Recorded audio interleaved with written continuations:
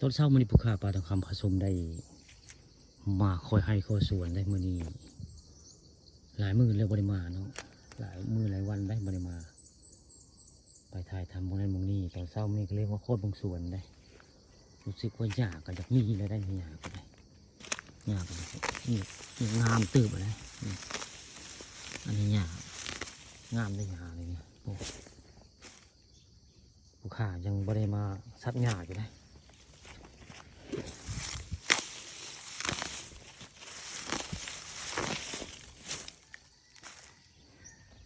รู้สึกว่าหญ้ามันอยากงามตื่นแล้วไว้งานตอนเช้ามื้อนี้มาคอยให้คอยสวนคือเก่าได้แต่ยังบ่ได้จ้างคนมาซับหญ้าอยู่สวนมันบ้านโคกศาสตร์ตำบลนาตาลล่ะนี่สวนมันผู้ค้าปลาทองคำปลาส้มล่ะนี่รู้สึกว่ามันยังบ่ได้ซับหญ้าก็รู้สึกว่าคักในปีนี้คักได้มันประจำปีของผู้ค้าปลาทองคำปลาส้มเนาะพอได้ปลูกได้ขายในบ้านในเมืองเนาะมันอันนี้ต้นมันก็คักไปได้เบิ่งแล้วปลูกตัวปีไว้ง่ายปีนี้มันก็เลยมันก็จะทั้งไว้อยู่ได้มันหญ้ามันบ่หัดมันปานได้ไว้ง่ายมันนี่ก็ได้เบิ่งแล้วคือก็จะขึ้นก็คือนี่ถ้าเขามาซับช่วงนี้ก็ทั้งเลยแล้วมันซับปุ๊บก็ใส่ปุ๋ยพร้อมไว้ง่ายมันก็จะใหญ่ไวแหละปีนี้คักได้ไหมปีนี้เบิ่งแล้วมันบุค่าปลาทองคำผสมปีนี้คักโอ้แน่นอนคักเลยปีนี้บริยงมันผู้เจ้าเลย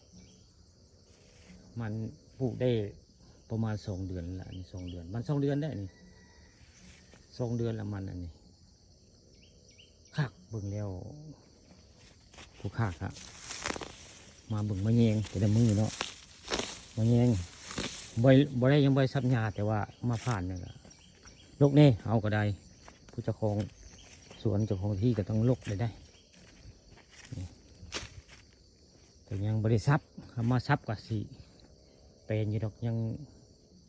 บ่ได้คุยเขาเจ้ายังบ่ว่างง่ายว่าสิจ้างเขาเจ้ามาซับหญ้าอยู่ได้เขาเจ้ายังบ่ว่างถามแล้วมาซับช่วงนี้ฝนบ่ตกช่วงนี้ก็สิคักอยู่ดอกมันหญ้าสิตายว่าง่ายคำเฮามาซับช่วงฝนตกนี่หญ้าบ่ตายได้พี่น้องเลยซับหญ้ามันบ่ตายหญ้านี่มันงามหญ้านี่ทำไผมันได้หญ้าให้งัวให้ควายก็เด้อส่วนมันปลาทองคำเลยมาเอาไว้ให้ได้หญ้านี่ก็ได้แม่นฝนตกให้สิคักแต่เพิ่นให้สิงามบ่ง่ายมันก็งามหญ้าก็งาม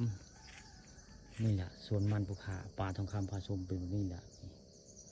ขักงามอยู่ในมันก็ได้บรรยากาศก็ขักอยู่